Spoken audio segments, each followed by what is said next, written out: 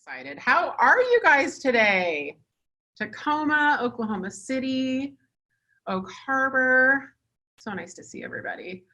Hey, well, if you guys want to chat to everybody, just be sure that that little drop-down menu says all panelists and attendees. But if you just want to message us, you can just say all panelists. That works too. My name is Via Williams, and for those of you who don't know me, I'm the Director of Growth for Ben Kinney Companies. I lead our 8 brokerages here in Western Washington, and I help out with mortgage, title, and escrow. We are so happy to have you. We started these webinars about 6 weeks ago. The minute COVID hit, and we happened to be in ground zero here in King County, Washington. And we just really wanted to help train and equip our agents and any agent who needed it to do business now. So how I choose our guests are, I choose people who have done business, really good business in the last 7 to 14 days in heavily quarantined areas. So over the last 6 weeks, we've had a ton of people from Michigan and California because those have been just really strict markets. And today is no exception. The other thing I've been doing that I think is really fun, strangely, is I have been tracking China. Yes, you heard me right. I've been tracking China.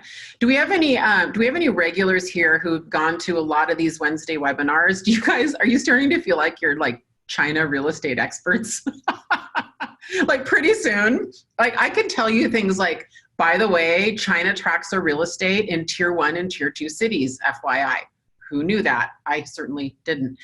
So, okay, I am going to pop on over. Hey, I learned, do you guys want a Zoom trick? By the way, does everyone here want a Zoom trick? Yeah. What I've learned is when you're showing a slide deck on Zoom, if you download it as PDF, it shows a lot better and you can zoom in and zoom out. When you use PowerPoint or like Google Slides, it doesn't zoom in very well and I think it's harder. So I've been downloading my slide decks to PDF and using that on Zoom. There you go. Okay, you learn something new every day. We all need Zoom tricks, I think anyway. All right. So can you guys see that screen in front of you? Let me just make sure. You guys see that? Okay. All right. Okay. So for anybody who's new today, I'll catch you up. We've been tracking early markets. So early markets in an international basis primarily is China, and then also Korea, UK, and Italy when I can get my hot little hands on it. When I can, I'm tracking transaction count and new listings when I can. Now, transaction count, I also look at pricing, and I'm starting to look at pricing more and more, but as real estate agents, which you guys are, what do you think matters more, transaction count or pricing? Put it in chat. What matters more to us as real estate agents? What affects our business the most? Prices going up or down or transactions? Yep. Yeah, transactions. Right, that's right. We can handle prices going up or down, guys, but we cannot handle transactions like where they are now, going to almost zero, okay? So we're really, when I can, I'm trying to get my hot little hands on transaction count. It's hard for me to get Chinese data, so I'm literally getting, FYI, I'm getting Chinese newspapers sent to my email daily. We're at that point. Pretty soon I'm gonna have like Instagram and Facebook ads with like Chinese, you know, companies advertise to me soon, because I'm surprised they haven't already. But first, I'm super interested in this. Do you guys remember the SARS outbreak? No, you don't. A lot of you are really young. But there was a SARS outbreak in 2003 that really hit Hong Kong. And I read about it and I thought, well, that's interesting. I should probably look at how did we rebound from 9/11 and how did we rebound from the SARS outbreak, right?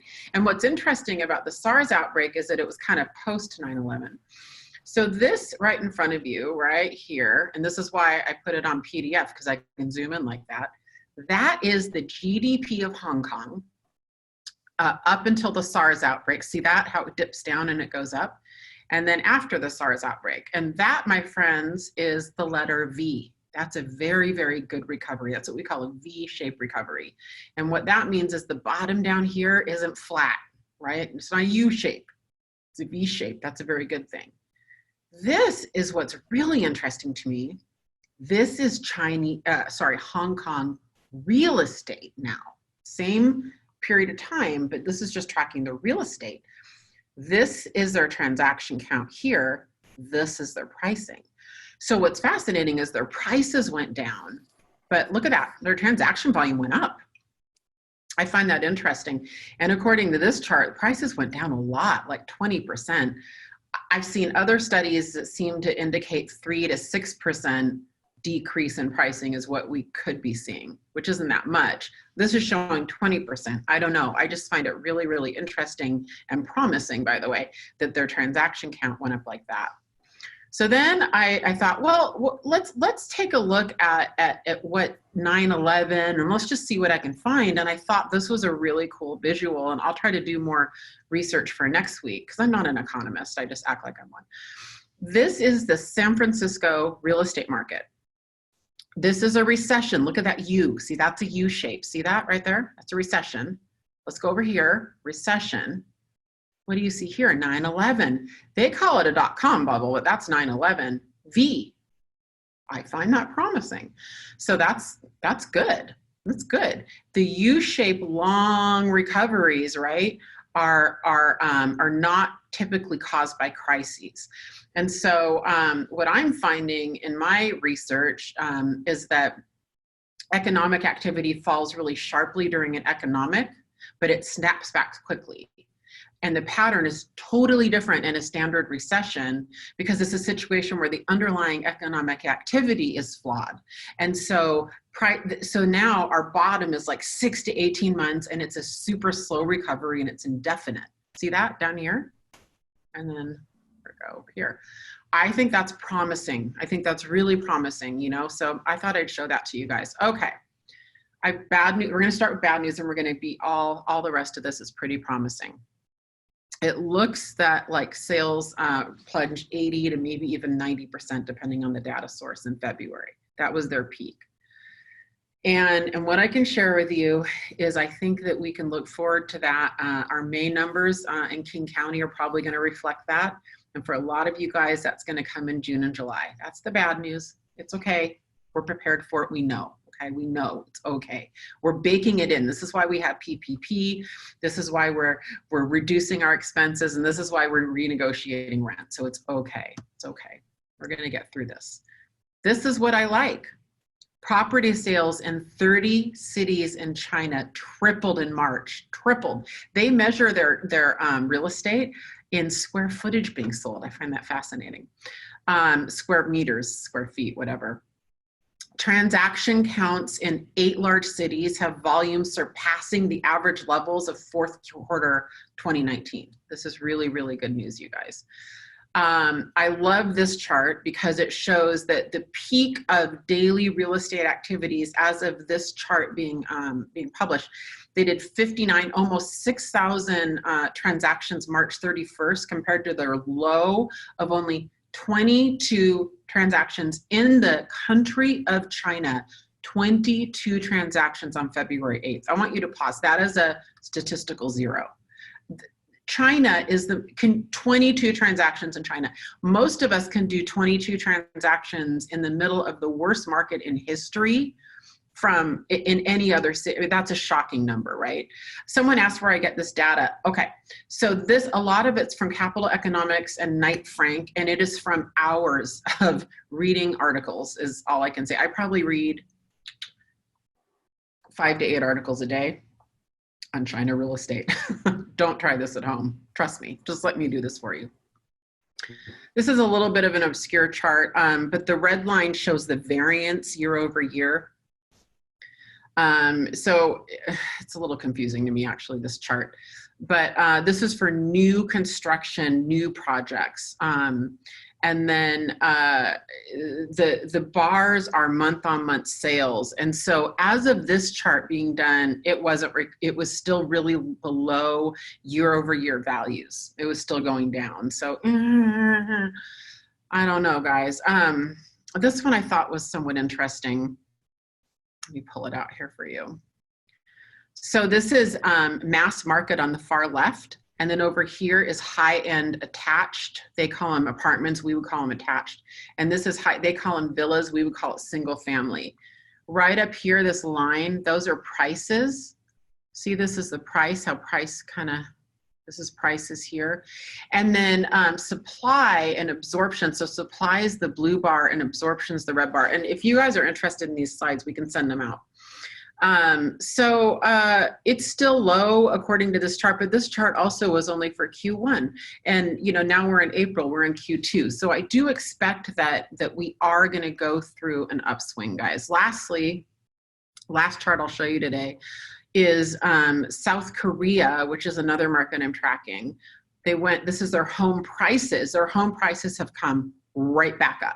So all of you guys that have buyers going, well, I think prices are going to drop and I want to wait. They kind of peaked their COVID in February into March and their transactions went down, but look at their prices. They are fine. Their prices were fine. Their prices were actually going down before COVID and they've been going up consistently ever since. So this to me is really promising because by March 1, when this chart was done, South Korea was in it. They were in it before us. So that's good news. All right, so what we'll do is we have a gift for you guys. And here's the gift. The last couple of weeks, we've had just amazing rock stars on, and this week is no exception. And they went through just some incredible scripts. So Hattie, my amazing assistant, everyone type into chat, Hattie, you're amazing, because she is amazing. Hattie has gone through and transcribed those scripts. And everybody who's registered to attend today's webinar and who went to last week's webinar is going to get typed out scripts from the last 2 webinars. And if our panelists today agree, we're going to do the same thing with today, and we're going to send you all of the charts and graphs and the scripts as our gift to you. And I want to ask you something in return. I know it's a big gift, but what I'd like to ask in return is that every single one of you guys, if you've been enjoying these webinars, if you would invite at least one person to come next week. I just got a bee in my bonnet that I want to double this next week. I want to have so many people on here. I'm just enjoying them so much, and we have so many amazing guests. Next week, so far, I have 2 confirmed guests. I have Brady Sandel from Palm Desert and Diane Griffin from Grand Rapids, Michigan, and they're amazing, and we're going to have even more guests, and I'm super excited. So that's my request to you, and I am going to send you a whole bunch of gifts because I love you. All right. Austin Keitner. I'm going to put the spotlight on you. Thanks, Pia. Thanks for all that amazing info, too. That's actually really good to know. Yeah, I think it's going to be fine. I really do. I think that, you know, we have to brace ourselves for the next month or 2 or 3, Austin, but I think we're going to see a little bit of a surge of a pent-up demand. It might dip again, but we'll gradually get back up, you know, here in the next 6 months. I don't know. We'll see. Crystal ball. Well, I think the activities we're doing now will determine how we come out of this. But it looks promising because as long as we even just maintain our market share, we can just ride the wave of the increased units. So that's good. Yeah, cool. So first of all, I just want to thank you for dressing up so much to be on our webinar and wearing your 100% Canadian hat because you are, of course, from Toronto, Canada. Thought I'd represent. Which we love. And what, you know, everyone's invited for a reason. I specifically handpick people that I have on these, and I'm handpicking you because I was so blown away. We're on a private Facebook group together, and you posted that you are kind of rocking virtual open houses and that you got 40 leads last week. And I just want to teach our people to do exactly how you did it. And I want you to walk us through what you did, and you're going to let me ask a whole bunch of questions, right? Yeah, let me show you some highlights. So we're, just to preface it, just brand new at this, and we're just, we see virtual open houses as an opportunity to be a vehicle to maintain mindshare with our database. It's an excuse to reach out to them and give them something of value and to show them that we're being active and that we're adapting to this new world that we're in. But also for lead generation, because now we can't knock on doors, which is one of the ways we used to do it. It's a way that we can do internet lead generation. We can't do physical open houses, so we can kind of combine internet lead generation with this, and I'll show you what that looks like quickly. I'll just share my screen actually. So for example, like to get new leads, I mean, this email is something that would go out to our database. So we just design it to look nice and all that stuff, but to have links to the properties that we're going to be open housing, we decided. Scroll up, Austin. Scroll up. Scroll Yeah. up. Okay. So so your database opens this. I just want to walk through this. It's beautifully designed. First of all, I just want to say, what system are you using? MailChimp. You're using MailChimp. Yeah. You're using MailChimp. And Austin, why don't we share with everybody why it's good to not use your CRM when you're sending a mass email? Yeah, I mean, we use Brevity, and it's amazing for keeping mindshare with our database and giving value to our database with listing alerts and market reports. So we don't want people to unsubscribe from this and therefore not get those great items of value. That's right. That's right. That's exactly right. So you don't want someone to universally opt out of your CRM. So if they're getting like regular, like e-alerts or listing alerts or whatever your CRM calls it, you don't ever want to send your like newsletters or your regular emails from there, because if they subscribe from that, then they're completely opting out of your whole CRM. You don't want that. So MailChimp's a really good companion to a CRM where you can export people that are tagged or in certain groups, and you can send them emails. And then if they unsubscribe to MailChimp, they're still getting your listings and everything. Okay. Yeah. So we decided to group our open houses into categories of area because we have listings in 3 kind of subsets of Toronto. So we decided to group them into half-hour time slots. The first weekend we did this, we spent 20 minutes per house, and that's a lot of time to be open housing a property when you're not interacting with anybody necessarily. We realized that there wasn't as much interaction at the actual event as there was leading up to it, and then people viewing it after. Because it's all virtual, we have the autonomy to do it kind of at any time we want. We could pre-record it and actually throw it up, which is something that we might be doing this weekend actually. But we subsetted this, so we actually get leads from this going out to our database and them sharing it, and we can track those results. So when we look at the report of what did this actually do for us, we can see who's been opening it and how many times and which links they clicked on, and then we can actually interact with the people who clicked on this. There's a part of this. I should have Raul on the next one, or anybody's welcome to come to our class. Via, are you looking for something? Yeah, sorry, I'm fixing my computer right now at the moment. Oh, okay. It'll be fixed in 2 seconds.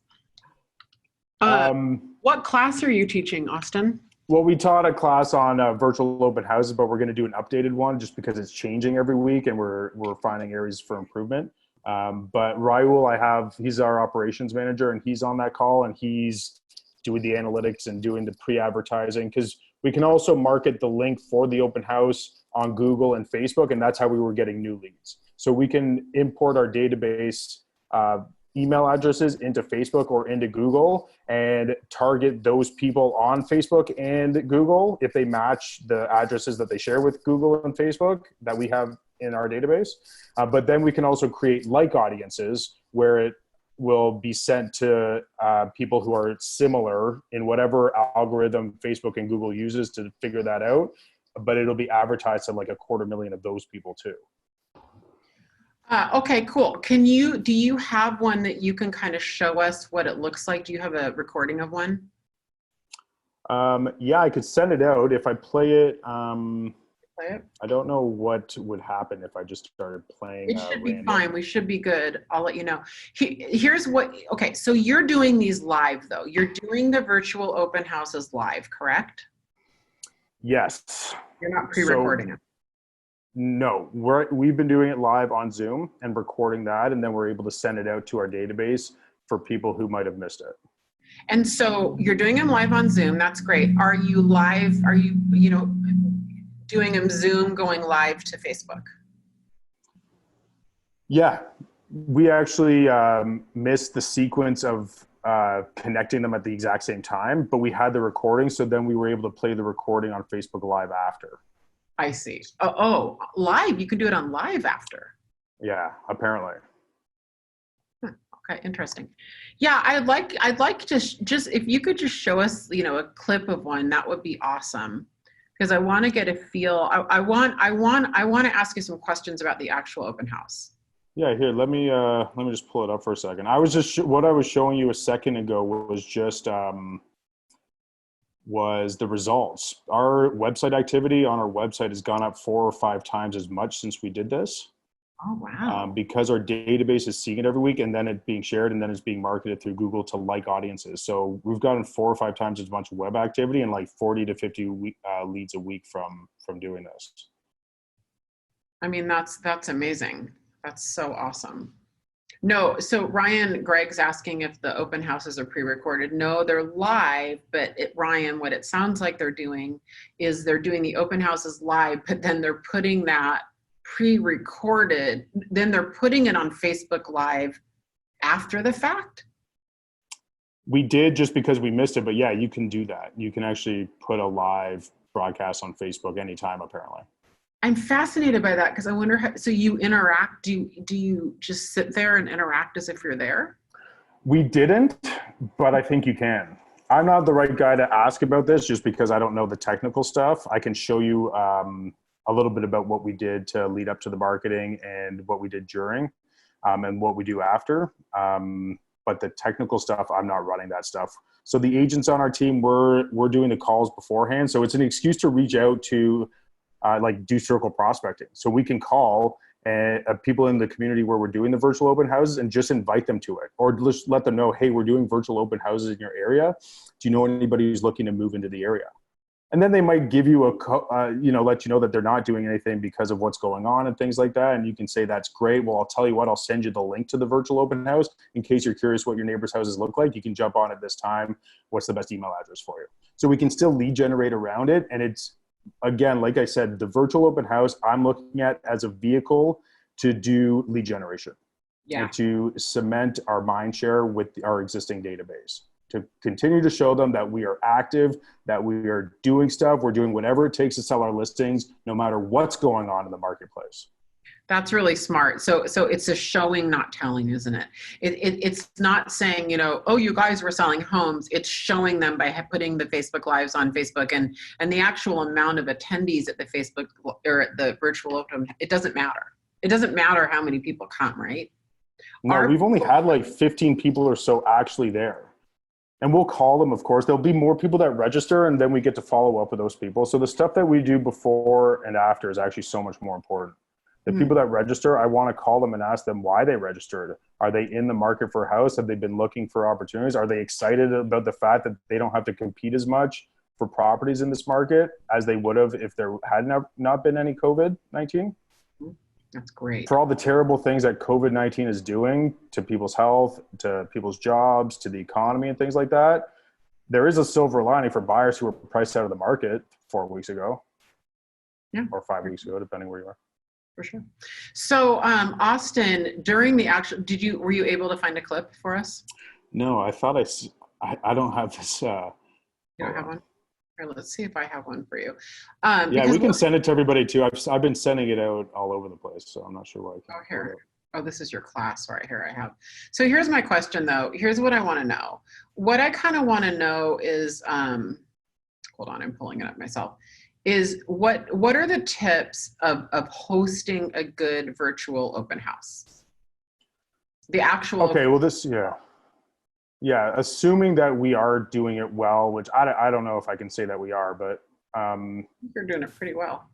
Yeah, I mean we're making sure that we're providing market data. So if we have a format, we're providing market data, so that we're positioning ourselves as the economists of choice, the local experts when it comes to the housing market, especially given what's going on. So we'll do year over year and month over month data before we introduce an area. So our intro to the area is the market report about what's actually happening. Everyone. What am I hearing? Oh, you're probably hearing the recording you're playing. Yeah. Okay, sorry, my bad. No problem. Okay. So the format is the market info, and then outside the house. So we'll have a Google map. If anybody's seen our recordings, a Google map of the area that we're presenting, or the area of the house that we're about to present, so that we can talk about the amenities in the area, what it's close to, and the transportation it's around, and the schools and stuff like that. And then we'll go inside the house. So it's market report, general overview of the housing and prices and number of units, just like what you did with prefacing this meeting. But we just do it very regionally and locally.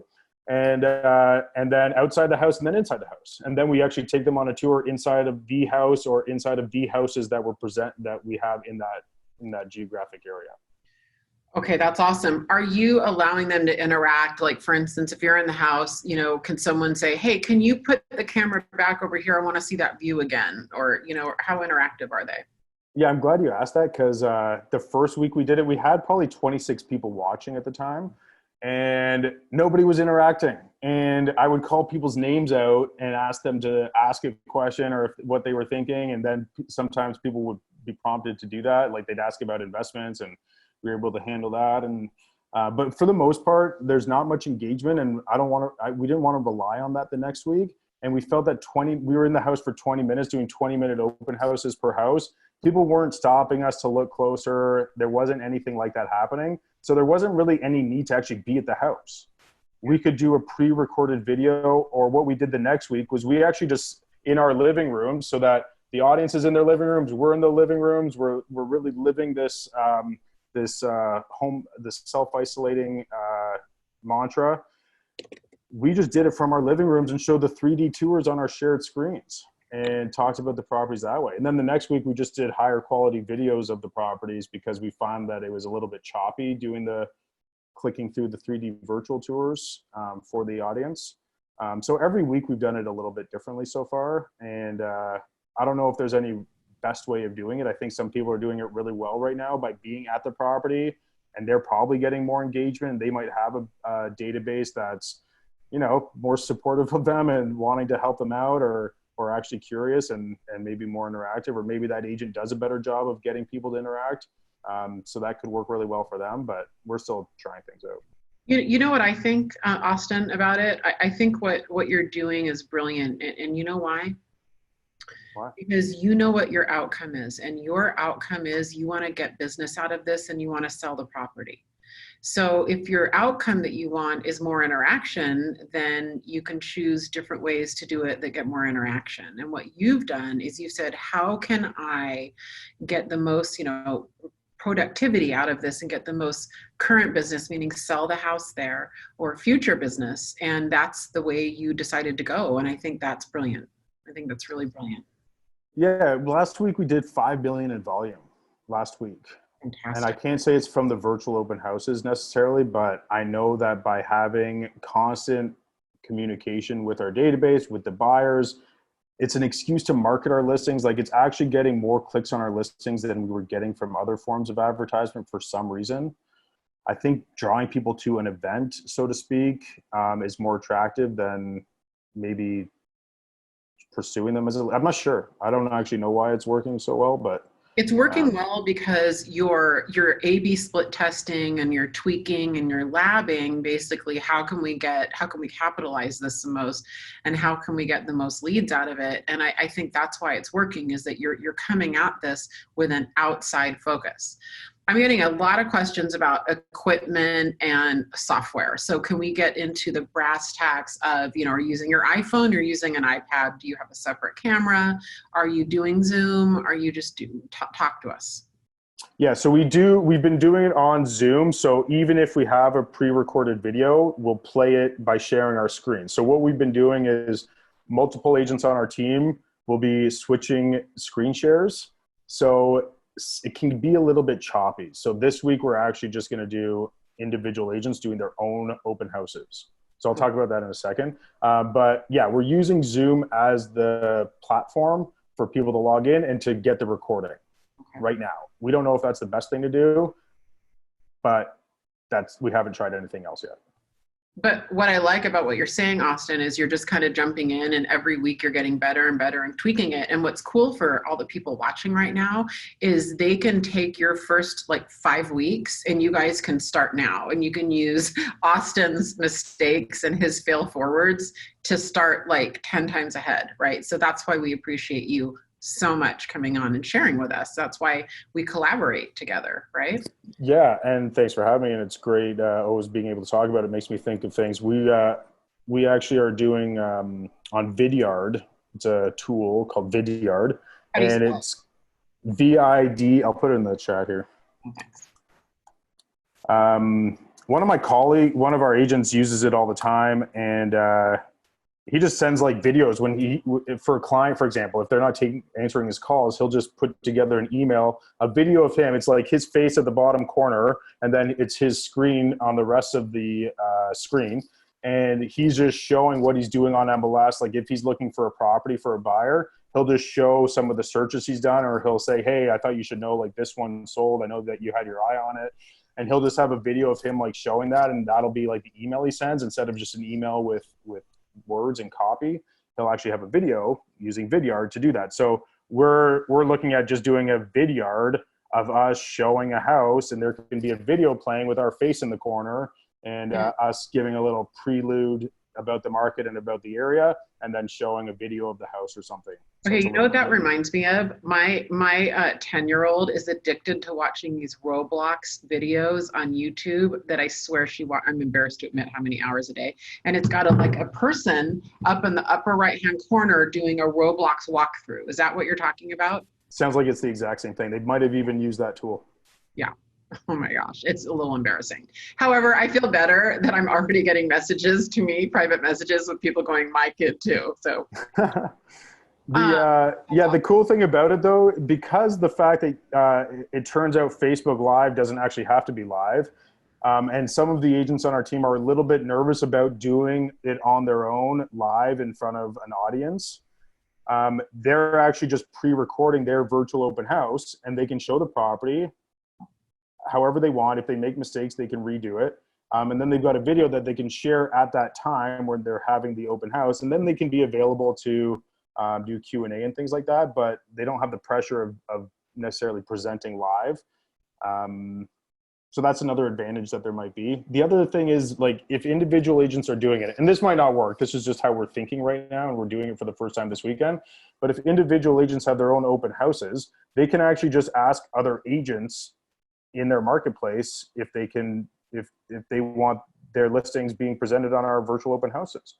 And we can market other people's listings. It doesn't matter what we do or what listings they are, because we draw it from our Brivity website. So any lead that comes in from that property will just go into from our source, we'll just go into Brivity under that agent, and they can lead generate other people's listings. So if a hot listing comes up, you can virtually open house it and get all the leads from it from your own marketing to your database in Google and Facebook AdWords.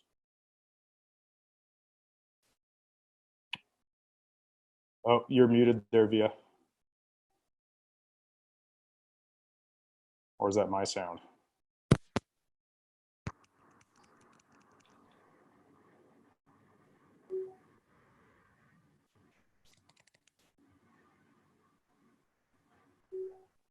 Got no audio here.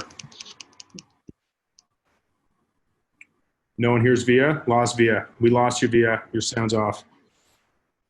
can you hear me now? Sorry, my bad. Yeah, I was checking my headset here. We're good. Sorry about that. That was a really fun thing to have happen in the middle of a webinar. It said, we have to restart Zoom. And I was like, I don't think so. That's not going to happen. So it's a good day today. I'm so glad that we have Carissa coming on at the end. You guys don't want to leave because I'm going to get vulnerable at the end. I've hit a wall, people. That's my little hint. That's my little sneak peek. All right. What else do you want to share with us about virtual open houses while everybody types in on the chat what their questions are?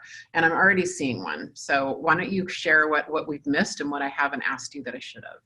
Okay, probably the most important thing that we haven't talked about is our enthusiasm around it. If we're not excited about doing this or like getting the lead generation going around it, like there's some agents on our team, admittedly, who are less excited about this than others. I'm super fired up because I see this as an amazing opportunity for lead generation, circle prospecting, internet and prospecting all around the open house. It can just be the one thing that you focus on. So I'm really excited about it, but if agents aren't excited about it, they're probably not going to do a great job. They're probably not going to milk it for everything that it's worth. So if it's not this, just make it something else. We have to get excited about one thing right now when it comes to lead generation so that we just do that every day. I agree, Austin. I think it's so important that we show people, not tell them, you know, what's happening and what activity is. And I think this is brilliant. And I think that's well said. So a couple of questions that we're getting from the audience. Are these happening on your personal pages or on your team pages? Right now on our team page, but this week when everybody does their own, it's going to happen on their personal. Will it also happen on team too? You'll put it on your team, I'm assuming too. I don't know, because I don't know if that's going to clog it up with like 9 virtual open house, then it takes away from everything else. I'm not sure. We haven't even talked about that, to be honest. You know, just from my perspective, my 2 cents on that are, it's always about the personal page. Personal pages are always, the only reason we really have business pages, in my opinion, is to boost posts and do ads. Other than that, I think that, you know, I think that that's important. All right. So Austin, you mentioned you had a training. Is that YouTube video? Yeah, I sent you that. We're doing a new class because things change every damn day with this stuff. We're just, it's evolving. It's growing out of nothing. So we're going to do another one next week. So maybe you can share that and however everybody found out. Yeah, what we can do, Austin, we're going to mail our gifty poo to everyone, you know, with all the scripts and everything, and we can send that link. We can invite them to your training next week. Yeah, great. Did you talk about what camera you're using? I forgot if you answered that. I've got this thing. I just tried it out. I haven't actually used it yet. But what I was using before was just, you know, the clip-ons you can get for your phone on the phone camera. I just put that on the top of this camera and it made it a little bit wider and looked a little bit better.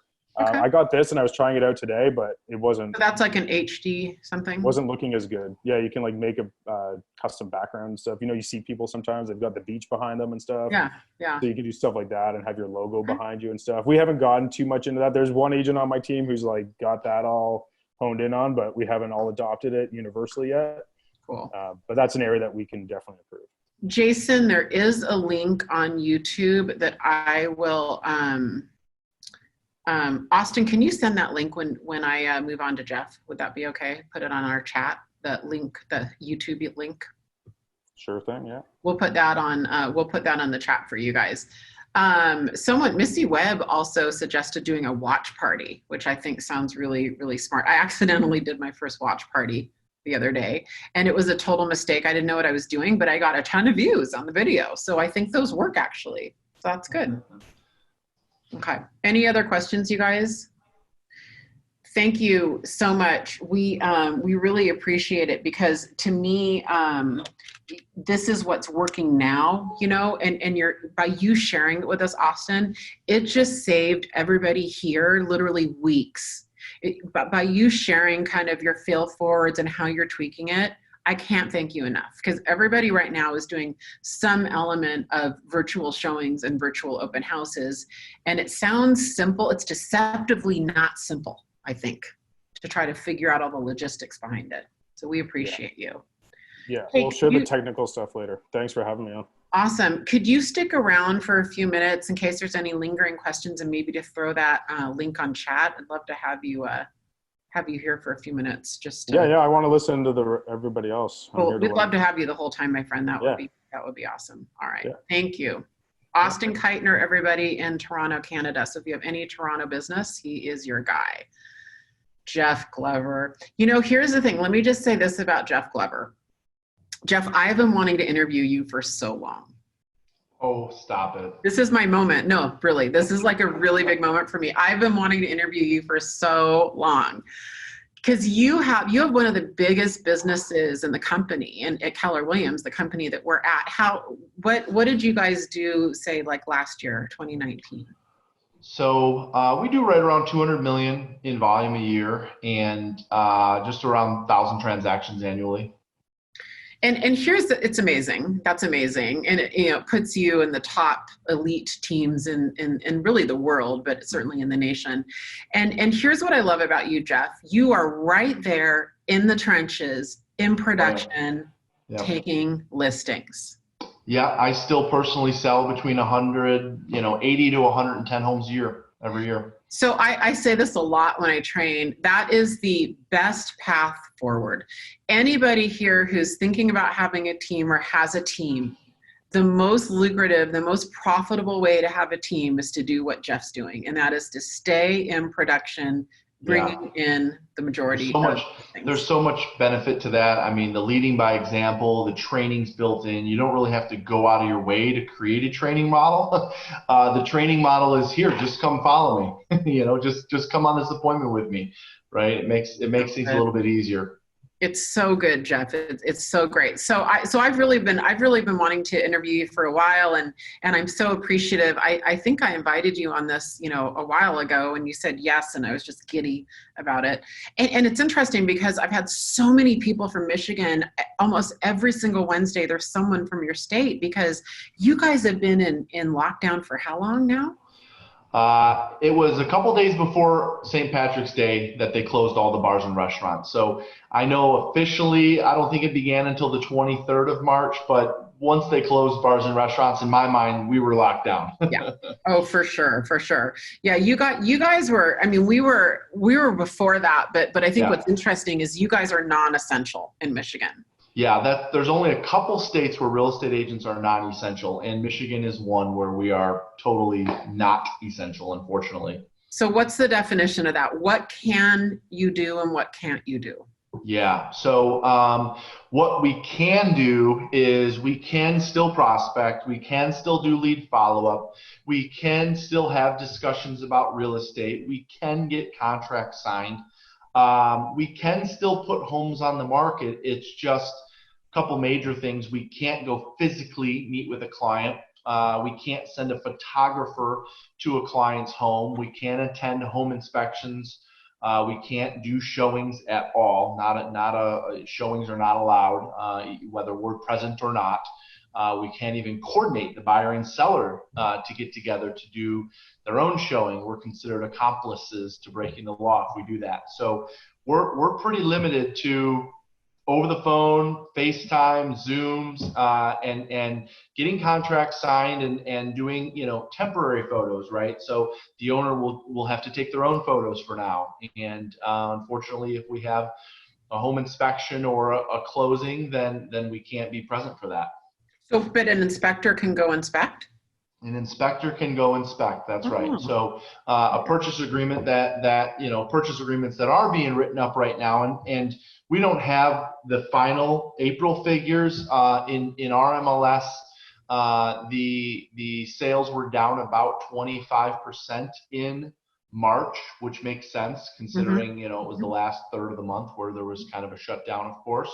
But we expect that the month of April is going to be down about 80%, and the month of May probably about. The month of May is going to be more so down for closings than new business. Of course, assuming we get the all clear sometime in May, then that'll turn that around. But we're pretty limited on what we can do here.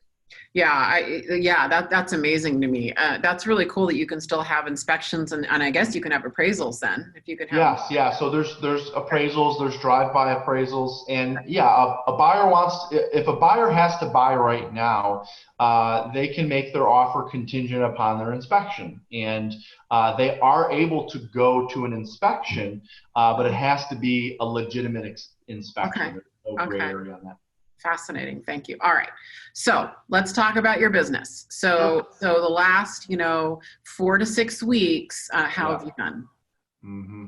So similar to the market, we're definitely down substantially.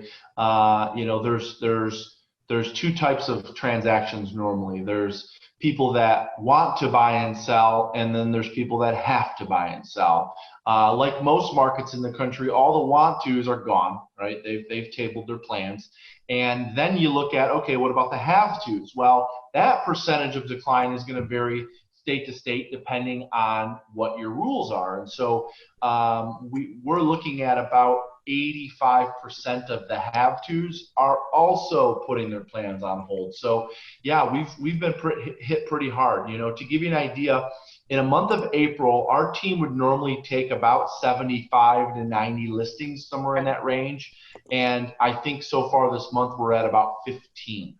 So we're a lot of our stuff is future business, which we're going to get into in a second, I'm sure. But we're still active. We're still showing up digitally every day. But it is impacting our immediate business right now. There's no doubt about that. All right. So Jeff, how many admin and operations and how many agents do you have on your team and how many locations? Yeah. So we've got about 25, 26 salespeople closing, right around 950 to 1,000 transactions annually.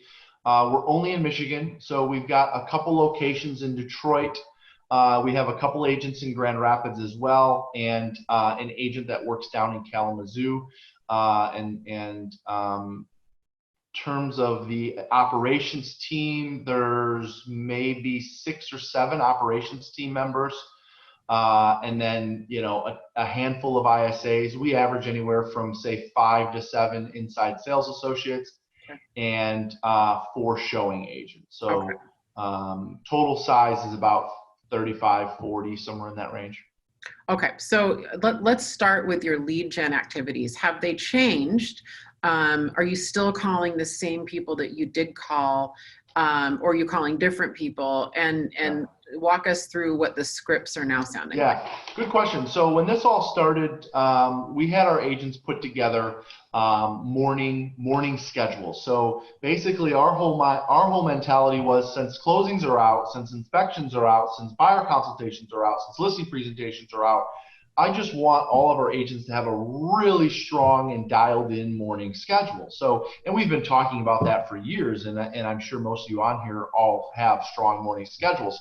Well, then I got a lot of feedback from our agents saying, that doesn't work for me. A morning schedule, I got kids running around, I got dogs jumping up and down, I got a small house, I got a big house, I don't have a home office, I do have a home office. So we went back to the drawing board, and we had all of our agents put together a 4-hour schedule. And so all of our agents are operating from just a 4-hour schedule right now. That's all we're asking for. We're not asking for 8 hours, 10 hours. We just had them put together solid 4-hour schedule. Now, some of them, it's 7 to 9 a.m. and then 2 to 4 p.m. Some of them it's 8 to 10 a.m. and then 6 to 8 p.m. Whatever works best for them and their family situation.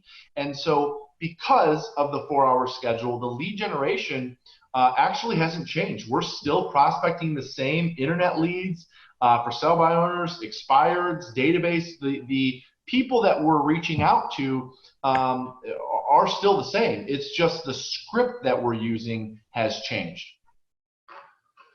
You want to walk us through what the scripts are basically sounding like? Yeah, so one of the biggest things right now, I've been telling agents this for years, you don't prospect for appointments, you don't prospect for leads, you instead prospect for motivation. You prospect for motivation and determine their motivation first, and then you decide which path you're going to take the script. So for instance, if I'm calling every single prospect, hey, I know things are going on, a lot of things are happening with COVID right now, but the reality is that homes are still selling and you really ought to get your home on the market. Someone who's not motivated is going to be turned off, and they're not only not going to do business with you in that moment, they're probably won't do business with you ever. The reverse of that, if I'm calling someone who is super motivated and I'm using a script that says, I know now isn't a great time. We're talking to a lot of people about things they can do to get their home ready for sale. So when the time is right, your home will be better, a better position to sell. It'll show better. So why don't we set up a time to talk about things you can do to get your home ready for sale? If I'm a have-to seller and I got to go, I'm turned off by that. I want the guy that's saying, this is why you should list now, and here's all the advantages of listing now. So you should, number one, have a script for each of those, right? So if number one, I'm prospecting for motivation. And then number two, I'm deciding, okay, based on what they're telling me, this person, they really got to go. I mean, they're asking a lot of questions, and you can tell because they'll ask things like, well, I mean, if I were to put my home on the market right now, I mean, would I even get any showings? Okay, that is a buying sign. That means somebody probably prefers to do something now and doesn't want to wait, versus someone saying, yeah, we're not really interested in doing anything right now. We're thinking it might be best for us to wait. well, that's somebody that I'm going to file away for a lead, and I'm not going to push them. I'm not going to convince them on why it makes sense to list now. So first things first, I'm prospecting for motivation, then I'm determining what path to take them down. If I get the impression or the hunch or whatever that this person definitely would consider doing something now, then I'm using the script such as, well, you know, one of the nice things about putting your home on the market right now is we don't have a lot of competition. Well, did you know that more buyers are spending time on sites like Zillow and Realtor.com than they've ever spent before because they have nothing else to do? You know, I'm giving them 2 or 3 solid reasons. You know, with interest rates being so low, the buyers that are looking to take advantage of low interest rates are actually out buying right now. So I'm going to use that dialogue with someone who is motivated. Someone who's not motivated, I'm going to use the dialogue of closing for a value, meaning closing for a future call, closing for a future follow-up. You know, I might say something, you know, right now, really, based on what I'm hearing, it sounds like you're in agreement with me that now isn't probably the best time to sell. And one of the things we're offering to potential sellers or future sellers is an opportunity to walk them through their home virtually and give them suggestions of things they can do to get the house ready for sale. Why don't you take advantage of this extra time that we have right now to do some things around the house to get it ready? So that way, when we do get the all clear, you got a jump start on the competition. Does that make sense? Yeah, that kind of makes sense. I'll take you up on that. Great. So then why don't we set up a time? Now, we created a landing page. It's just called improvemyshelter.com. Very simple, improvemyshelter.com. I'll send them to that. We'll set up a time to do a FaceTime. We'll set up a time to do a phone call. And now this is a lead that I want to get warm and fuzzy with, if you will, right? I tell our agents all the time right now, we need to extend the relationship by kind of dangling something out there, dangling a phone call, dangling a future FaceTime. You know, even if they don't want advice of what they could do to get their home ready for sale, why don't I follow up with you in a couple days? I know it sounds like you're busy right now. I'll follow up with you in a couple days, and we can talk about, you know, what's going on in the market, and we can talk about some things you can do to get the house ready for sale. So that way, when you are ready, you've got a jump start. So really, again, it goes back to prospecting first for motivation, and then determining whether it makes sense to go down the path of creating a lot of urgency and justifying that motivation with urgency, or the path of, you know what, you're right, now isn't the best time, and let me give you some things that you can do in the meantime. So when it comes to scripts that we're using right now, that is the biggest piece. That was fantastic, Jeff. That was pure gold, and my hope that everybody watching took massively good notes, because those scripts were spot on, and it was so spot on that you're not just spewing on people, that you're training your sales team and you yourself are listening for motivation and then specifically leading them down the path that best fits that. Really, really smart. Wow.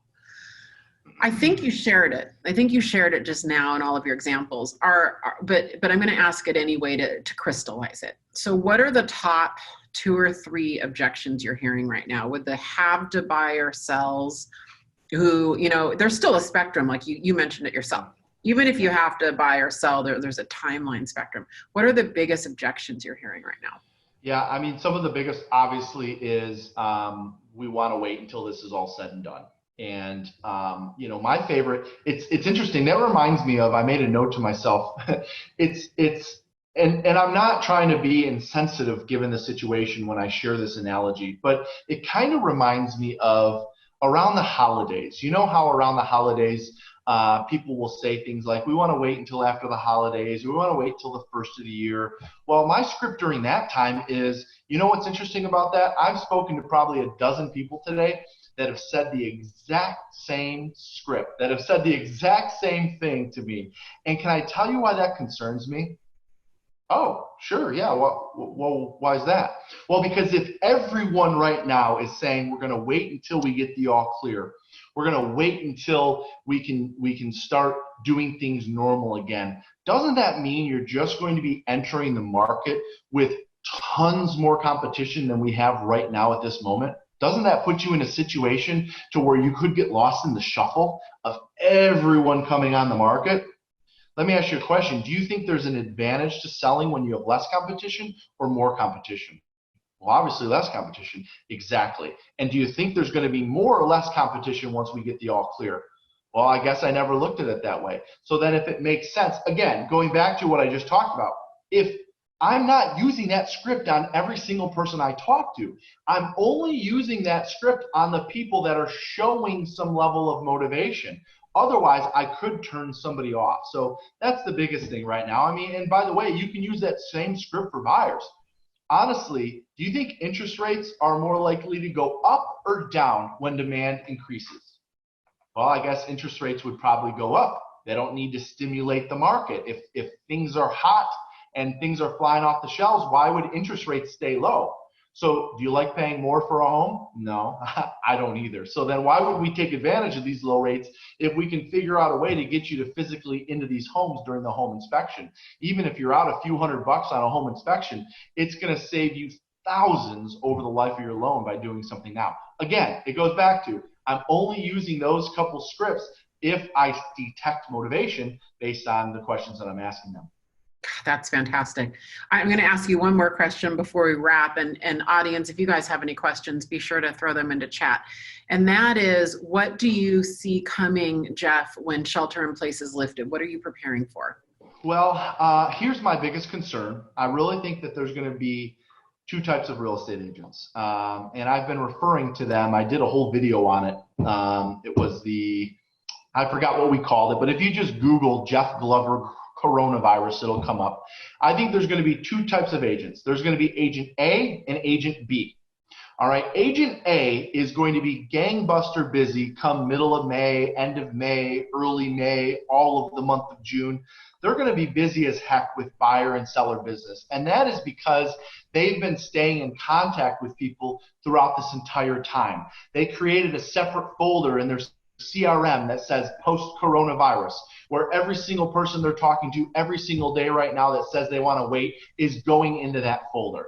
And next, in the state of Michigan, for instance, we're supposed to get the all clear on May 1. It's not going to be exactly all clear and probably will get extended, but who knows? Well, guess what? We're doing all of our lead follow. We're scheduled to do a ton of lead follow-up on every single person that we've spoken to since we've been into this. And we're doing it a week before, right? So that way, we're setting appointments for May 1st, May 2nd, May 3rd, May 4th, May 5th, and so on. Well, everyone is just getting back to work. So I think that there's going to be two types of agents. Agents A and Agent B. Agent A is going to be gangbuster busy if they're doing their job every single day right now and talking to people. Agent B is going to be looking up at all the agents that are busy, wondering, why are they so busy? And the difference is going to be in the amount of contacts that you make right now versus, because there's a lot of agents out there, and I understand everyone's handling it a little bit differently, but there's a lot of agents out there saying just flat out, you know what, I'm going to sit back and wait till this is all over. Hey, I got unemployment coming in anyways. I'll be fine once this is all said and done. It'll be the middle of summer. Real estate is busy. And you know what? Yeah, you'll probably pick up a few deals.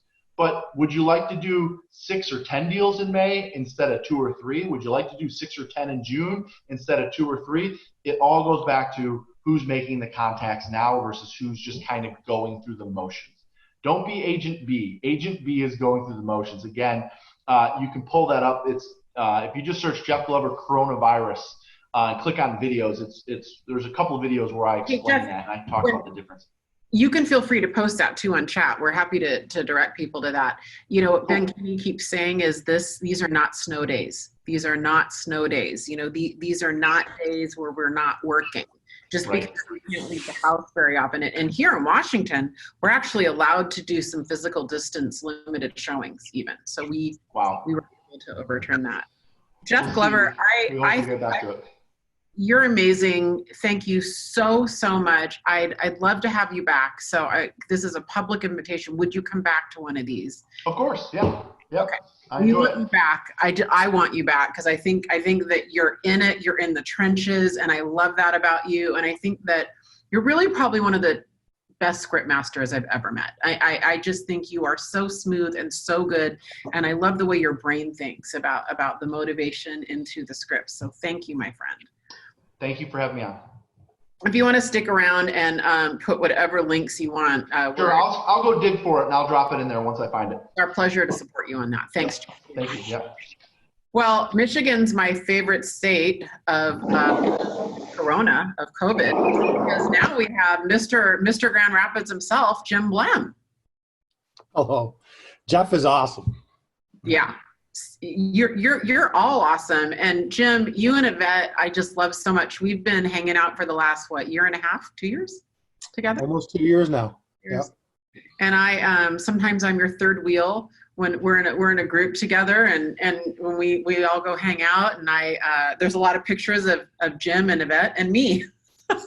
Horseback riding out in the middle of nowhere. Yeah, which is kind of fun.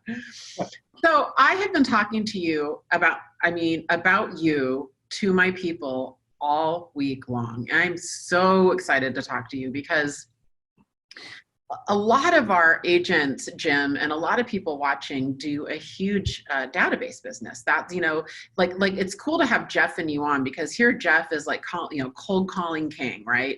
Expireds, FSBOs, and you really have a baseline of business with your database, right? Yeah, about 82% of our business comes from our database.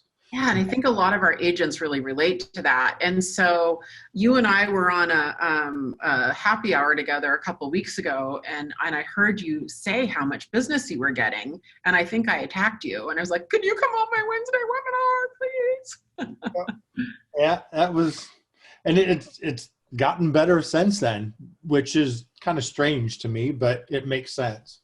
Well, let's start there. Tell us a little bit about your business. Do you have a team? What does that look like? And maybe what your typical business is. So maybe what you did in 2019, and then walk us into what the last 4 to 6 weeks has been like business-wise for you, Jim. So in 2019, we did 105 transactions for about 24 million, and we had there was 5 agents at the time. So we were going to grow this year. And so we added some agents, and a couple of our agents, we now have 8 agents, and 2 of them are brand new, right? And so this is how they're starting their real estate career. Is one of them actually started on the day we went on lockdown, which was interesting. So we had a little bit of a heads up. My wife was in California on March 10th. And she called and said, we're going to have a problem coming up here. California was in lockdown already. They couldn't show properties. You asked Jeff when we went on lockdown. It was March 16th. That was the date we went on lockdown. It was a Monday, right? So my wife called and said, every listing we got, we need to go take video of it right now. Go get a Matterport, go take video, and we need to look at every pending transaction we have and how do we bulletproof it. So one of the things we did is we started every buyer we had them get pre-approved with 2 lenders. Okay. Right? Because some lenders are having problems, especially if they come from the bigger banks. So we had them go to a local lender. And so we've got 2 lenders for each transaction that we got. Smart. Really smart. So that was the first thing we did. When we went on lockdown, the first thing is we decided we were going to call all of our database, right? That's where we're going to start. Mm-hmm. And we asked them, how are you doing? And do you need anything? I told our agents, don't talk about real estate. Don't even ask them about real estate. If they ask you about real estate, talk about real estate. But for this first call, don't. Just see how they're doing. My thought was, they're going to remember us if we call and we really care, right, about how they're doing, because it's a relationship base. It's a little bit different than what Jeff is looking at. Jeff is prospecting for different business. So there you need to find out the motivation, which is perfect. But for us, it was about how they were doing and do we actually care about them and not just want the sale. I think that's amazing, because how much business have you done in the last, month? So since we went on lockdown on the 16th, we have taken 7 listings, we've pended 17 transactions, and we have closed 11. 6 of those have been sold and closed since we went on lockdown. Okay. Or stay in place. So we sold 6 without leaving our house from start to finish. It's amazing. I mean, it's a fantastic business, given that that's all from your database, and it's all really stemming from calls where you didn't ask them for business. You didn't even talk about real estate. Right. So when you called them and you said how you're doing or whatever, how did they pivot it to real estate? What did that sound like? So we had some people that, like Jeff said, you've got I gotta go now, right? They've got job changes or different life changes that they've got going on. And so they're like, we need to figure out how to do this. Most of them didn't. Most of them said, we're doing okay. And when we called back a week and a half later, they were like, okay, I've had enough of this. And the calls actually at that time were emotional. We're emotional for our agents, right? Because they were a lot of negative. It's like, I'm tired of being cooped up in the house. I'm not in a good situation. We had a couple of those. We had a couple people call and say, I need to get out of here. This is not a good situation for me and my family. And so, unfortunately, in this circumstance, that rears its ugly head, right? And some people that just said, I realize I'm spending a lot of time in my house and this isn't the right house. I need to go. And so those people that needed to do the real estate, then we started walking the transaction with them, right? And some people on the listing side that we contacted, we took the listings and we had the discussion about, is it better to wait until this lifts, right? We were supposed to be done on the 15th of the month, and then they extended it to the 30th. And so we had some people say, well, we're going to list, but we're going to wait until it's over, and then we'll put it on the market. And now that it's extended out longer, some people are still waiting, and some people are saying, I don't want to wait. And I actually think, like Jeff mentioned, right now there's less houses on the market. It might be a good time for them to put it on, right? Do you anticipate a little mini flood of pent-up demand after this is over? Yeah.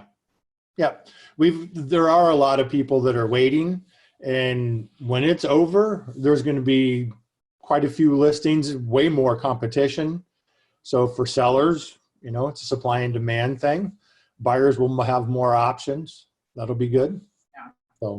So I know that there's other things that you've done too. Thank you, by the way. That's just great, super inspiring for me. And you know what I think? What's going through my head right now, Jim? What's going through my head is, and I think of all of you guys. I think about Austin and his virtual open houses, and Jeff and his team's 4-hour schedule, and what you're describing. I think what's really important is all of you guys are amazing leaders, because you're getting your soldiers into action. And you're keeping them doing the right activities, and the now results aren't as important as the next and the later results, right? Mm-hmm. But what happens is, if you keep everybody in activity and in action, they have a purposeful day. They don't get in funks as much. They stay on a routine. They feel better. And that next and later business that they're going for, a certain percentage, Jeff said it really well, a certain percentage it's going to turn into now business. Mm-hmm. You said it well too. You're saying, hey, okay, we'll do it next. And they're actually like, well, actually, I want to do it now. Yeah. I want to do it now. We did the same thing Jeff did. We've had to back everybody down to 4 hours a day. It just got to be too much for him. And so we went down to 4 hours a day and focus on one thing, right? So we were calling our database, but one of the things we did is we told everybody, get in and make sure everybody in our database is set up on a market report. So we used Brevity, and we put everybody on a market report. And our one focus at the very beginning was check on all of our people in our database on how they're doing and build our pipeline. Because we wanted to be, like Jeff said, when this breaks, we wanted to be ready to go, right? My coach, he said it good the other day. He goes, where's the first place everybody's going to go when this is over? A bar. I'm going to go get a haircut, right? First place. And he's like, right. He goes, if you're the person that cuts haircut and you're ready to go on that first day, you're golden.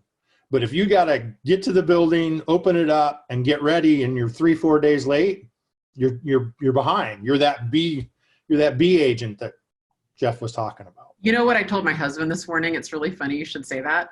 I go, the day that they announce when hair salons can open, it's going to be like calling Ticketmaster to get concert tickets to try to get a hair color appointment.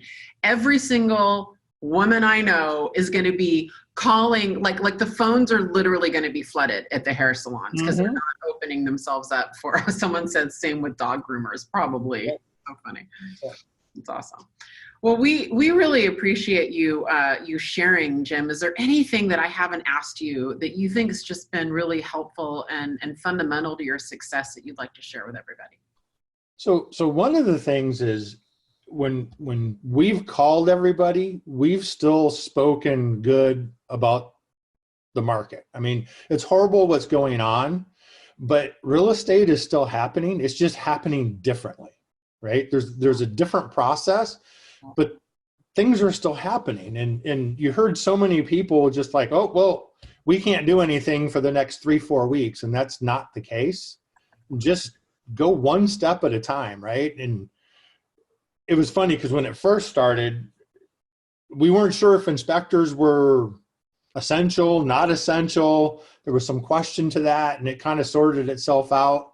And things have changed. We've had to do things a little bit different, but you just go one step at a time and figure out the problems, and it's still happening. Oh, that's great. Fantastic. And I do hear a commonality, you know, today what I'm really happening with each of you 3 stellar leaders is you're just keeping your people in action, and you're keeping them doing daily activities, and you're keeping yourself in action doing daily activities. And not only are results coming, but I think it's why you guys are probably weathering this really well, right? You gotta keep a good mindset, right? And that's the toughest part, because it doesn't take long before it's like I'm exhausted and I need to go for a walk. But if you can keep the mindset and keep your people moving forward and having those, you know, we used to have weekly huddles. Now we have daily huddles, right? Yeah. Keep everybody on track.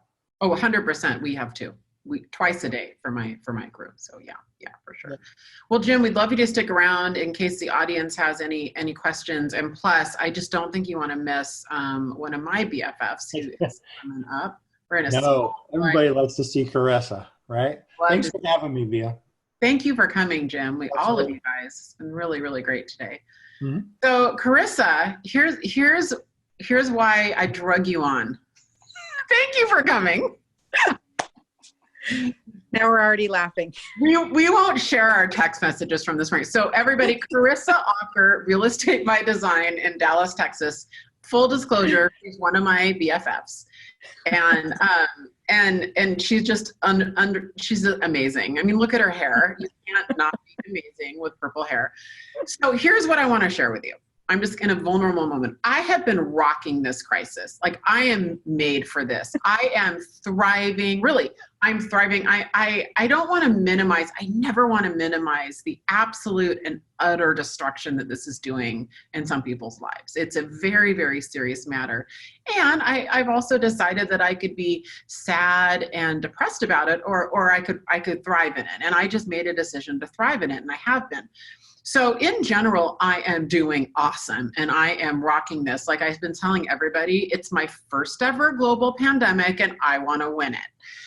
With that said, I started going through a funky funk like on Thursday. And let me tell you what my kind of funk has been. I started going through this like whiny Groundhog Day, like, oh my gosh, get me out of here kind of a funk. Like, the whole, like, I am now officially tired of this. I wanted to go out to dinner on Friday night and I couldn't. And I was just kind of like a little ticked at the world, that kind of a funk. Not like an existential crisis funk, but right, that kind of a funk, right? Kind of a, huh. And all I could think of was the queen of fun herself, Carissa, needs to come on and not just talk me out of the funk, but I have a feeling I'm not the only one. In fact, if you're brave and you want to type into chat, am I the only one? Please tell me I am not the only one. No, you're not. You're going not. through Groundhog's Day right now. No, you're not. So I just wanted to bring you on and kind of find out what your, wow, that was exciting. That was almost perfect though. Yes. I want to like kind of find out like, what does Carissa with purple hair do to keep your spirits up. I want to kind of find out what you're doing for your team. And I actually think you do it for your database too really well. So I just wanted to kind of talk to you about that. That's why I pulled you on today. Well, I think that if you know me, you probably know that I'm pretty outspoken advocate for fun. And fun at all times, like when things are hard, when you have to work hard, when things are not good, fun at all times, like it should always be a part of our world. And so really, I think in times like this is really when you need it more, because there always has to be something that's okay that we can laugh about. And so really with the team, it's just trying to find whatever bright spot that you can find. And in the beginning, it was making really funny posters. Like I've had this thing where I always wanted to do something on the side of the road. I know you saw these pictures, thought I was losing my mind, but I'm like, I want to do something. And so I convinced a few of the teammates to hold up funny COVID signs or just like different things, telling people right by my office. And we had people were so excited to see us. And it was just a really fun time. And I convinced people on my team to hold up signs on the side of the road with me. So it was really fun. And we had a ton of clients say, I saw you, I missed you, I can't wait to see you. So we didn't actually even have to reach out to them. They actually came to us. They put it all over Facebook. So it was very fun. I'm trying to look at Facebook, like, what did the signs say? One of them was like, your butt still looks good. Like it was, they were all silly. Like they were all like, some was like, can you just send COVID that says that every day? Yeah, they're just funny little things. Like I'll have to go back in and look at some of the signs, but they were just like funny. You make social distancing hard, like, just like pick me up things that when you're driving by, you would see, like, you're like, oh, really? Aww. So just stuff like that. So, and I really kind of documented it. And I just talked to the group a lot, like every single day about, guys, we need to prospect. And so in the beginning, you're just talking about, we have to keep going. We have to keep going. But I also was saying like, okay, do your 2 hours and then get out of the house. Like do your 2 hours and go on a walk, do your 2 hours and call your friends. Like, don't be afraid to, and I'm a big fan of complaining, not complaining forever, but a little bit of venting always makes me feel better. That's the Carissa quote. I am a big fan of complaining. I am a big fan of complaining because sometimes like, I like to be realistic. I cannot always say that everything is great because it's not. I mean, if we're being realistic, it's not always great. So being able to say, hey, I feel like crap and I'm going to feel like crap for the next 2 hours. And then after that, I'm going to be done. Usually involves me texting a friend. We laugh about it. And usually it's over way less than however long I've given myself. And so, I mean, I think that's super important to be able to say, and that's one of the things they told me. They're like, thank you for telling me that you feel like it sucks too, because I thought it was just me. And, being able to say, oh yes, those are the signs. I found the signs. But being able to say that, I think was important for them so that they didn't feel like they were the only ones feeling that way and just doing silly things. I encouraged them while we were still able to go out and do stuff. What's a new hobby? What's a new thing that you can put on Facebook, you could go out to do that normally you may not be able to do, that would get you out of the house, but still like safe with social distancing rules. So I learned how to weld. Like that was one of the things, put it on Facebook. Well, of course you learned how to weld. That makes perfect sense. I immediately thought welding would be what would come to mind. I've always wanted to weld. So it was really like it was something that I wanted to do. And then I also made, because if you know me, you know that I have a very off sense of humor. I made a page so that I could be off colored without getting in too much trouble on Facebook. I don't even remember what it's called, Stories for Social Distancing. And so I have this really funny book that I love that if anybody's ever roomed with me, I've probably read it to you at some point in time. And so I just came on there and I would read a chapter every night. So it was me having drinks, reading a chapter of this book. And it was shocking to me how many people actually got on there and listened to me giggle and laugh and read chapters out of this book.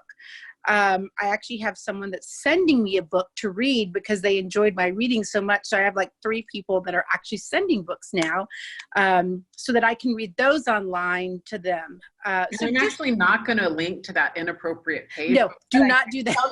It's really we should not. We should totally not do that. But the point is, it's a good idea to have a closed page. As you know, I have a kind of a big Instagram account, but I have a small private Instagram account where I allow my off colorness to come out. It's good to have these little private, where you have like 100 people in there or 200 people. Yeah. And I think it's just being able to, and I look at it as like a part of my self-care is like, what is it that I need to do to feel okay right now?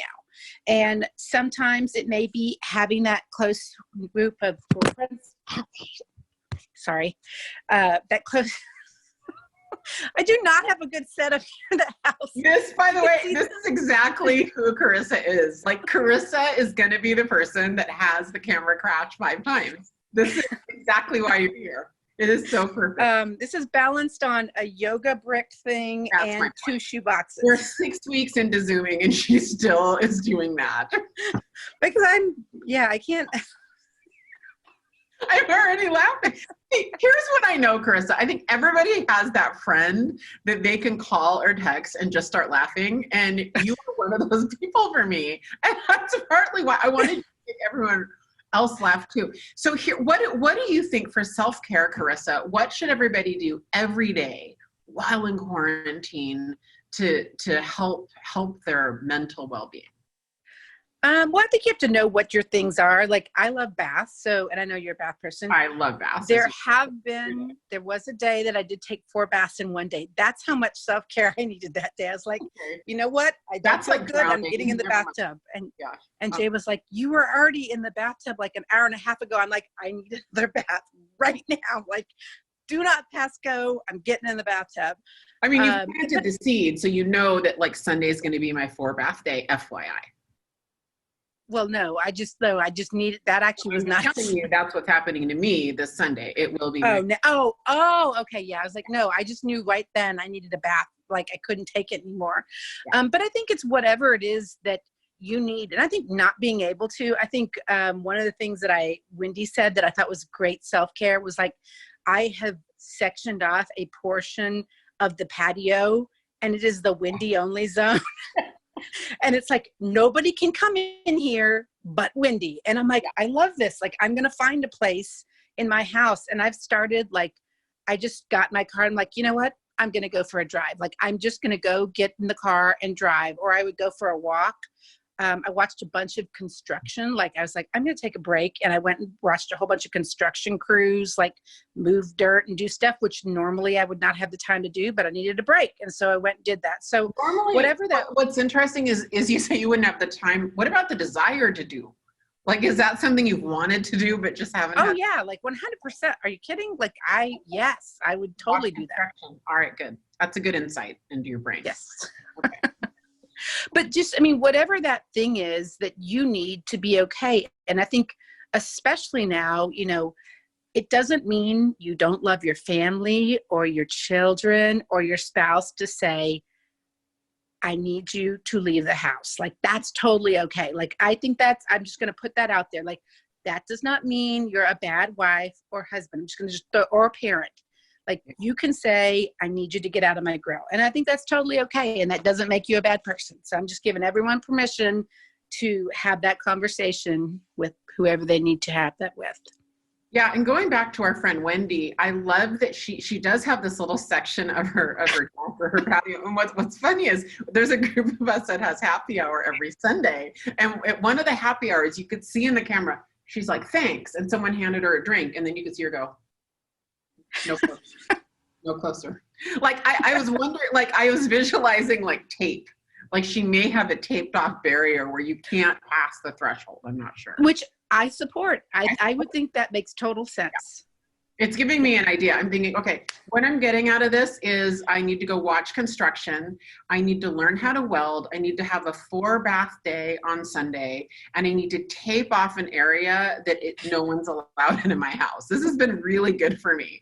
Is there Yeah, so thank you. Very tangible things. You're welcome. Anything, what are you doing for your team and your database, Carissa?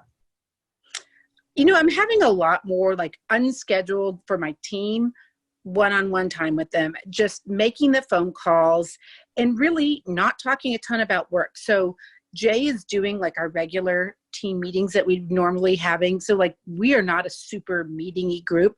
This is more meetings than I think we have ever had, but just calling them to say, what are you laughing about? What are you doing? I send them memes every day. I just try to keep them still feeling human, because pretty much everyone on our team is an extrovert, and they're all like, I mean, they're like everybody else. They're losing even the non-extroverts are losing their mind. I'm like, I need someone to hug me. We talk about who's the first person that we're going to hug. Like we make up all sorts of funny scenarios in our head. So really just spending some time with them, talking about whatever they want to talk about. If they want to, you know, talk smack about their kids, we're going to talk smack about their kids. Like whatever it is that they need to talk about is what we sit down and talk about. And with our database, one of the things that we've been doing to kind of connect, because at first we did the initial like, okay, we've called you and we're checking on you. And now you're like, well, okay, we've called all these people now. Now what are we going to say? We talked about our events, because like this is going into our busy event time. Pretty much everything is canceled. Like everything is canceled. So we went back and told them about the events that were going to be online. And then we do our big event every year is our luxury handbag bingo event. And we are not going to be able to have that this year. So we just went back and called them and said, hey, you know, this isn't happening, but we just want to make sure, are you planning on attending next year? And so it was just a way, to have more conversations. Another thing, if they were really, because I think a lot of the people in our database are pretty close friends. And so we would say, I will randomly send people a message like, hey, you want to go out and get a drink tonight? Like just random stuff like that. So given the team like different things to talk about that, because anytime you send that text, like, hey, you want to go out and grab a drink? Or like, hey, I was going to see if you wanted to go to Hannah's, which is like my favorite restaurant. They always respond. They're like, oh my God, you know, and so you get to hear from them. And so you kind of become that sounding board for them. And it's a way to be very human and connect with the people that you love, that are in your life and your database. I think that's fantastic. I'm gonna wrap up the webinar today with a funny story and a challenge for everybody here that's watching. And the challenge is going to come from the story. So last week I got inspired to randomly send a text message to my close friend Sue Adler, and I was sitting at my desk and I was like, you know, I just got warm fuzzies about Sue. Her name came up and I'm like, you know what? I'm just going to send Sue a text. So I sent her this text and it said, you know, Sue, I just want you to know, I think you're amazing. I think you're rocking this pandemic. And I think you're going to be a winner and win this global pandemic like me. It's our first ever global pandemic and we're going to be winners. And I'm thinking about you and you're amazing and you're awesome, blah, blah, blah. So number one, I don't get a response for like 4 hours. And I'm like, well, that kind of sucks. And then number two, I finally get a response and she goes, oh, wow, I just got your text. That's really sweet. Was that a mass text or did you mean to send that to me? I'm like, no, Sue, I like was feeling it. Like that was a heartfelt text that I just sent to you. And ever since then, she feels so bad. She's been like sending me these, like, I love you so much. You're amazing. And she's been sending me all these texts, right? But I started doing that and I started sending people texts when I thought about them. And then on Sunday, my friend Sarah Reynolds sent me these beautiful gourmet cupcakes to be delivered to my house. And it filled me up and it completely made my day. That's another funny story why she delivered them. I'll tell you sometime. And so then I, on Monday, sent cupcakes to 2 people who got them yesterday. And I can tell you my day was way more made sending them to them than it was for them receiving them. And then this morning, I challenged my leadership team to do what I'm challenging you, which is to deliver something that doesn't have to cost money, have something delivered or deliver something to someone or send a nice text today. That's my challenge to you. So I challenged my leadership team and about an hour later, I was talking to one of my team leaders and I'm like, oh my gosh, I'm at this one office we have and the coffee machine, there's no coffee machine. And if you know me, that's horrible, horrible. So all of a sudden she goes, go check the front, and Uber Eats came and they delivered me my favorite latte and a donut. And that was from Lena Truhaft. And I'm still filled up. I'm still filled up from that. So my challenge to you guys today, especially if you're in a funk, you have to do it twice. Either send some random text messages encouraging someone, tell them how awesome they are, whatever it is. And they may call you or text you back and say, was this meant for me? And that's okay. Or order them something, and, or even if it's something you made at home, like if you're one of the crazy people making banana bread, which apparently is a thing during quarantine, send them banana bread. It doesn't matter. But whatever it is, I just want to encourage all of you guys to give back to someone else. That's my challenge to you today. And then let me know how it went. I really mean it. We're going to send you so many gifts, scripts and all these resources. And the one thing I ask in return, can you just invite at least one other person next Wednesday? And the Wednesday webinars, they're on our Ben Kinney Brokerage's page. We post the links. We also post them on our Ben Kinney Brokerage's Instagram page, my personal page. We put them in our leadership group. They're pretty easy to find, the links. You can always go to benkinneyevent.com, and that should forward you to the events. Thank you so much to our 4 amazing guests today. Austin Keitner, Toronto; Jeff Glover, Detroit, Michigan; Jim Blehm, Grand Rapids, Michigan; Carissa Acker, Real Estate by Design in Dallas, Texas. And thank you all of you guys for spending an hour and a half with us. Talk to you next week. Thanks, Via. Bye.